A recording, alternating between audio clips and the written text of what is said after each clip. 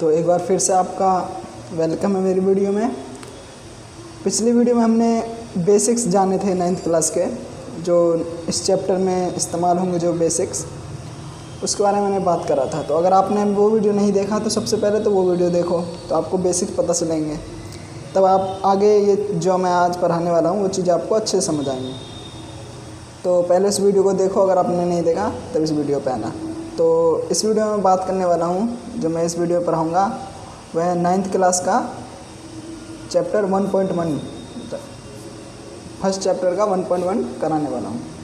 तो ज़्यादा टाइम ना लेते हुए चलो जल्दी से कराना स्टार्ट करते हैं। तो 1.1 में पहला क्वेश्चन है, क्या कहता है कि क्या शून्य एक परिमेय संख्या है? क्या इसे आप p/q के रूप में लिख सकते हैं, जहाँ p/q पूर्णांक है और q बराबर 0 है। मतलब क्या है कि पूछ रहा है, पहले हम देखते हैं, पहले एक एक करके हम समझते हैं कि यहाँ से यहाँ तक कि क्या शून्य एक परिमेय संख्या है। तो अगर हम अभी रफ में देखते हैं, शून्य लिखते हैं। परिमेय संख्या के लिए क्या जरूरी होता है? परिमेय संख्या के लिए परिमेय संख्या है कि वो बटे में लिखे जा सके, p/q के रूप में लिख सके, यानी बटे में, और q बराबर 0 नहीं होना चाहिए, है ना, यानी नीचे की संख्या कभी भी 0 नहीं होनी चाहिए। तो क्या पूछ रहा है कि ये क्या शून्य एक परिमेय संख्या है? तो हमने पहले 0 लिखा। आपको पता ही है कि नीचे बटे में अगर कुछ ना हो तो हम 1 लिख सकते हैं, ठीक है।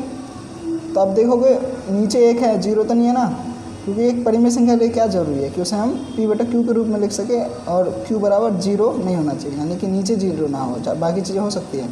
तो यहाँ पे नीचे 0 तो नहीं है, 1 है, और ऊपर क्या है 0, यानी ये p/q के रूप में लिखा गया। तो हम कह सकते हैं कि हाँ 0 एक परिमेय संख्या, 0 एक परिमेय संख्या है, ठीक है। समझ गए क्यों संख्या है? क्या इसे आप p/q के रूप में लिख सकते हैं? हाँ लिख सकते हैं। जैसे p/0 है, इससे नीचे 1 लिख सकते हैं, हाँ, बराबर p/q के रूप में लिख सकते हैं, ठीक है, लिख सकते हैं। अब जहाँ q बराबर 0 तब ना हो, जब 0 ना हो, ठीक है, तो हम लिख सकते हैं हाँ 1 बराबर 0 नहीं है, ठीक है, 0 तो नहीं आनी है ना, बस इसका इतना ही आंसर है, बस। अब अगले क्वेश्चन पे चलते हैं। समझ गए? अगर नहीं समझे तो कमेंट करना, मैं बता दूंगा। अगला क्वेश्चन क्या कहता है कि 3 और 4 के बीच में 6 परिमेय संख्या ज्ञात कीजिए। परिमेय संख्या आपको पता ही है, जिसे हम p/q के रूप में लिख सकते हैं, लिखा हो। तो 3 और 4 के बीच 6 परिमेय संख्या बोला है। तो इसमें एक और ट्रिक बता देता हूँ आपको। जैसे 6 बोला है इसने, ठीक है, जैसे कि यहाँ पर हम इसे लिख लेते 3 और 4 के बीच 6 परिमेय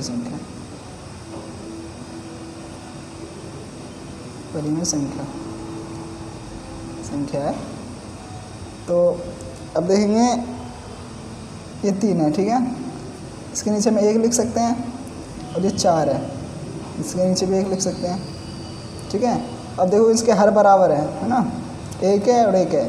तो अगर जब भी दोनों के हर बराबर हो ना, तो अगर यहाँ 6 बोल रखा है तो उससे 1 ज़्यादा, यानी 6 है तो 7 से गुना कर दो दोनों को। अगर 5 बोल रखा होता तो 1 ज़्यादा, 6 से गुना कर दो। अगर 4 परिमेय संख्या बोलता तो 5 से हम गुना कर देते हैं। यहाँ पे हमने 6 बोला है तो हम दोनों को 7 से गुना कर देंगे, ठीक है। तो यह गया 7 21, 7 एकम 7, 7 चौका 28, 7 एकम 7। अब देखो हर बार अब है ना, तो जब भी हमें परिमेय संख्या निकालनी होती है किसी भी संख्या के बीच में, तो हमें ये ध्यान रखना होता है कि इनका हर बराबर हो। हर बराबर है तो आराम से निकल जाएगा। अब इनके बीच में बोला है ना, तो 21/7 है और 28/7, तो हमें 21 को नहीं लेना और ना 28 को लेना, क्योंकि ये तो किनारे पे हैं। जैसे 4 उंगली है, अगर मैं बोलूँ इन 4 उंगली के बीच में कितनी संख्या, कौन कौन सी उंगली है, तो ये दोनों उंगली है ना बीच में, ये तो किनारे हो गई। तो उसी तरह हम जब बीच में बोलते तो हम 21 को नहीं लेंगे, हम क्या लेंगे, यहाँ हम लिख देंगे 3 और 4 के बीच 6 परिमेय संख्या, 6 परिमेय संख्या। देखो क्या होगी, 21 को नहीं लेंगे 22/7, 23/7, 24/7, 25/7, 26/7, 27/7। ठीक है, तो 1 2 3 4 5 6, मतलब ये हो गई 6 परिमेय संख्या। समझ गए कि हमें क्या करना है। पहले तो देख, इसमें 3 और 1 4 बोला था, तो हमने लिख लिया, इसके नीचे हम 1 लिख सकते हैं। तो हमें जितना बोला था, क्योंकि हर बराबर है, हमने देखा पहले हर बराबर है दोनों के, तो बस जितना दे रखा होगा उससे 1 से एक अधिक संख्या से गुना कर दो। तो 6 के बाद एक अधिक होता है 7, 7 से गुना कर दिया, बस उसके बाद जो बीच में संख्या हो गई हमने उसको कर दिया। ठीक है, अब चलते हैं अगले पे। अगला जो हमारा इसमें क्वेश्चन है कि 3/5 और 4/5 के बीच 5 परिमेय संख्या ज्ञात कीजिए। ठीक है, अब इसमें भी देखोगे आप, इसके हर जो क्या है 5 5 है, यानी बराबर है हर। ठीक है, तो वही ट्रिक आएगा कि अगर हर बराबर हो तो 5 बोला है तो उसके एक अधिक यानी 6 नंबर से दोनों को गुना कर देंगे। अब देखो किस तरह से करना है। 3/, यहाँ लिख देते 3/5 और 4/5 के बीच 5 परिमेय संख्या है। ठीक है,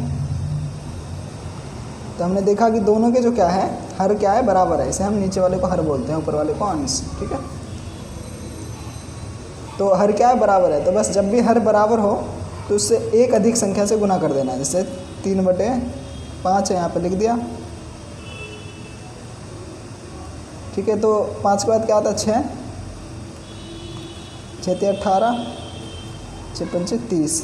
दूसरा इधर वाले अब इसको उतारते हैं, इसको भी 6 से गुना करें, जो ऊपर हम जिससे गुना करते हैं उसको नीचे वाले से भी गुना करना है, तभी इसके हर बराबर होंगे ना।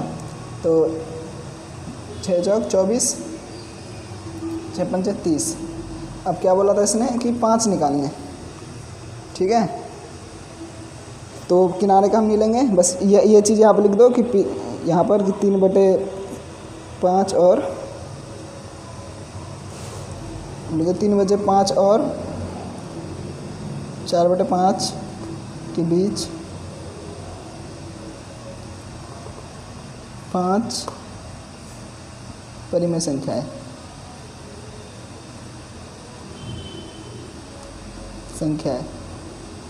तो हम 18 को नहीं लेंगे क्योंकि किनारा हो गया, तो 19/30, 20/30, 21/30, 22/30, 23/30। इतना हो गया, 1 2 3 4 5 हो गए, 5 ही बोला था, उसके आगे यूँ कर दो और अंत वाला लिख दो, बस हो गया, इतना ही लिखना है। ठीक है, या फिर ये लिखना चाहो तो अंत का लिख दो 24/30, या फिर ये नहीं लिखोगे तब भी कोई बात नहीं, इतना लिख दो, ये बीच में यह यहाँ पर में संख्या है। ठीक है, समझ गए। बस यही करना है कि जब भी बोला करे ना संख्या के बीच में अपरिमेय संख्या ज्ञात करना, तो हमें देखना हर क्या बराबर है, मतलब हर बराबर है, हर बराबर हो, जितना दे रखा उससे एक अतिरिक्त से दोनों को गुना कर दो, फिर उसके बीच में जितने भी आए वो अपरिमेय संख्या है। लेकिन फिर आपके दिमाग में आ रहा, मान लो कि ये हर बराबर ना हो, तब क्या करना है हमें। तो हम एक क्वेश्चन लेते हैं और जानते हैं कि अगर हर बराबर ना हो तो किस तरह से उसे सॉल्व करेंगे। तो मैं आसान तरीका बताऊंगा, आगे चलते हैं। वैसे तो इस प्रश्न वाली में नहीं दे रखा, मैं एक अलग से करवा देता हूँ ताकि पेपर में आए क्वेश्चन तब उसे कर सको। ठीक है, सब कुछ मैं साथ साथ में कराऊँगा, टेंशन मत लो, सब समझ आएगा। तो एक उदाहरण में से ये हम लेते हैं 2/7 और 4/5। ठीक है, ये है, इसमें हमें बताना है कि अपरिमेय संख्या है, जैसे 2 4 जितनी भी है निकालना हो तो इसको हम किस तरह से निकालेंगे। तो सबसे पहले मैंने क्या कहा था कि अगर हर बराबर हो तो उससे एक से अधिक से गुना कर दो, जितनी निकालनी है उससे, जितना बोला उससे एक अधिक संख्या से। 5 बोला तो 6 से गुना कर दो, 7 बोला तो 8 से गुना कर दो। लेकिन यहाँ तो हर बराबर है ही नहीं, तो हर बराबर नहीं है ना, तो हम नहीं कर सकते, फिर नहीं आएगा। फिर हमें सबसे पहले क्या करते हैं, हर बराबर करना पड़ेगा। अब हम हर बराबर करने की एक ट्रिक बताता हूँ। ये जो है, इस संख्या को इसके हर से गुना कर दो, ठीक है, और इस संख्या को इसके हर से गुना कर दो। समझ गए? पहले इसको इसके हर से गुना कर दो और इसको इसके हर से गुना कर दो। कैसे भाई? जितना जैसे बोर्ड लगाओ, जितना निकालना हो तो आप लिख दोगे कि इसके बटे के बीच में इतनी अपरिमेय संख्या। इसको फिर यहाँ पे ऐसे लिखोगे 2/7 गुना इसका हर क्या है 5, ठीक है। तो 5 दूनी 10, 7 पंचे 35, 35 आ गया। अब इसको लेते हैं 4/5 गुना, अब इसका हर क्या है 7,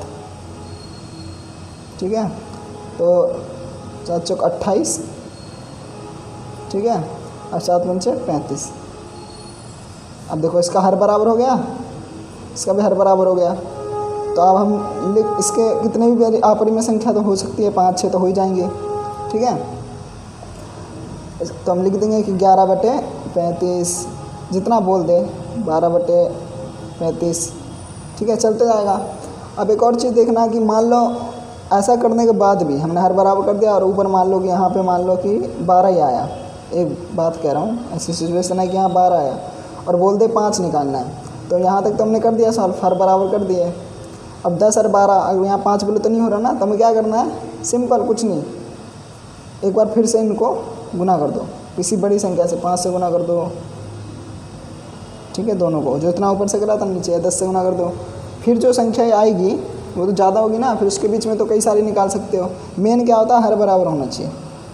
हर बराबर कर दिया, सिंपल। तो हर बराबर करने के लिए क्या ज़रूरी है कि बस अगर हर बराबर नहीं है तो इस वाले पहली संख्या को इसके हर से गुना कर दो और इस वाली संख्या को इसके हर से गुना कर दो, तो हर क्या होगा, नीचे की संख्या ये बराबर हो जाएंगी। फिर तो आप आराम से उसके बीच में जितनी भी अपरिमेय संख्या होगी वो ज्ञात कर सकते हो, ठीक है।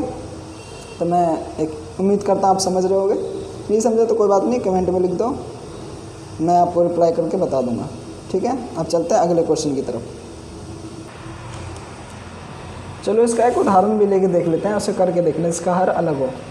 मान लो लिख दिया यहाँ पे 2/3 और 4/5 के बीच में 5 अपरिमेय संख्या निकालनी है, 5, ठीक है। 5 बोल दिया अपरिमेय संख्या निकालना है, मतलब परिमेय संख्या निकालना है, परिमेय संख्या है निकालना है। तो किस तरह करके मैंने बताया, पहले हमें हर बराबर करना है। क्या करो, ये जो संख्या है इसको इसके हर से गुना कर दो और ये जो संख्या है इसको इसके हर से पहले गुना कर दो। तो किस तरह से करना है, पहले आप लिख दो 2/3 और उत्तर में 2/3 और 4/5 के बीच 5 परिमेय संख्या है, परिमेय संख्या है, ठीक है। पहले ये लिख दो 2/3, इसका हर कौन सा है, 5 है, तो ऊपर वाले को 5 से गुना करो, 5 दूनी 10, 5 तिया 15। अब इस वाले संख्या को उतारो, यानी इस वाले को इस तरह से, और इसके हर से गुना कर दो, कितना 3 है ना इसका हर, यहाँ पर जा रहा 3, तो 12 और 15, ठीक है, 15 आ गए। अब इसने क्या बोला था, 5 बोला था, है ना। अब देखोगे यहाँ पे इस 11 एक ही आ रहा है इसके नीचे, तो अब तो आ ही नहीं रहा ना। तो हमें क्या करना है, कुछ बड़ी संख्या से गुना कर दो, ऊपर वाले को भी नीचे वाले को। वही सिचुएशन आ गई ना कि ना आए तो क्या करना है, तो सिंपल 5 से और गुना कर दो इसको। मेन क्या था, हर बराबर करना, हर हो गया ना, तो इसे 5 से गुना कर दो, ठीक है। ये आ गया 50, आ गया 10 पंचे 50, और ये आ गया 15 सत्ते 75, ठीक है। और यहाँ पे आ गया 12 पंचे 60, और ये 15 7 75। अब देखोगे अब तो कितनी सारी है, 50 और 60, नीचे का तो हर बराबर है। 50 और 60 के कितनी ही अपरिमेय संख्या हो जाएगी, 5 बोला था तो कर दो यहाँ पे 51/70, 52/70, 53/75। ठीक है, ऐसे ही 5 लिख दो और लिख दो नीचे कि यह अपरिमेय संख्या है। तो समझ गए किस तरह से करना है जिसका हर बराबर ना हो। पहले तो हमें हर बराबर करना है, सिंपल। ये संख्या उतारो, इसको इसके हर से गुना कर दो, ऐसे निशान मान लो। ये संख्या उतारो, इसको इसके हर से गुना कर दो और आपका आंसर आ जाएगा। ठीक है, एक बार वीडियो को दोबारा देखना, समझ आ रहा हो तो। अब अगला क्वेश्चन जो है इनमें कि नीचे दिए गए कथन सत्य है या असत्य, कारण के साथ अपने उत्तर दीजिए। ठीक है, तो हमें बताना है सत्य है या असत्य और कारण भी बताना है। तो पहला इसमें प्रत्येक प्राकृत संख्या एक पूर्ण संख्या होती है। मतलब कि प्राकृत संख्या कौन कौन सी होती है, कारण के बताना है कि मतलब पूछ रहा है क्या प्रत्येक जितनी भी प्राकृत संख्या है क्या वो पूर्ण संख्या है, ये पूछ रहा है। तो प्राकृत संख्या में देखनी है, याद करो प्राकृत कौन सी थी, 1 2 3 4 है ना। अब पूर्ण संख्या कौन कौन सी होती है, पूर्ण जो हो गई 0 1 2 3 4 और 5। ठीक है, चलती जाएगी। तो पूछ रहा है कि क्या प्रत्येक प्राकृत संख्या जितनी भी ये प्राकृत संख्या क्या ये पूर्ण संख्या है। तो इसका जवाब है हाँ। कैसे, देखो प्राकृत संख्या क्या है, 1 2 3 4 5 चलती जा रही है। तो इसके कहने का मतलब है जो भी ये संख्या है क्या पूर्ण हो सकती है। तब देखो पूर्ण संख्या क्या होती है, 0 1 2 3। अगर मैं 0 को हटा दूँ तो ये 1 2 3 जितनी भी ये चीज़ें हैं ये इसमें भी आ रही है। यानी प्राकृत संख्या क्या है, 1 2 3 4 5। पूर्ण संख्या में वही चीज़ आ रही है ना, 1 2 3 4 5। यानी कि जितनी प्राकृत संख्या है वो क्या है, पूर्ण संख्या भी है, क्योंकि पूर्ण संख्या में तो यही चीज़ आ रही है। तो इसका आंसर है हाँ। ठीक है, अब दूसरे पे जाते हैं। प्रत्येक पूर्णांक एक पूर्ण संख्या होती है। ठीक है, ये पूछ रहा है। अब देखो पूर्णांक क्या होता है, पूर्णांक में होता है कि प्राकृत भी हो, पर रहता है ना प्राकृत संख्या, और पूर्ण संख्या तो होती है, और जमा घटा की भी होती है, जमा घटा। यानी कि -2 भी है इसमें, +2 भी है और -1 भी है, तो +1 भी है। एक से इधर देते हैं, यानी माइनस प्लस सारी संख्या है एक पूर्णांक में। ठीक है, पूर्णांक में। और पूर्ण में क्या होती है, क्या होता है, 0 सिंपल 0 1 2 3।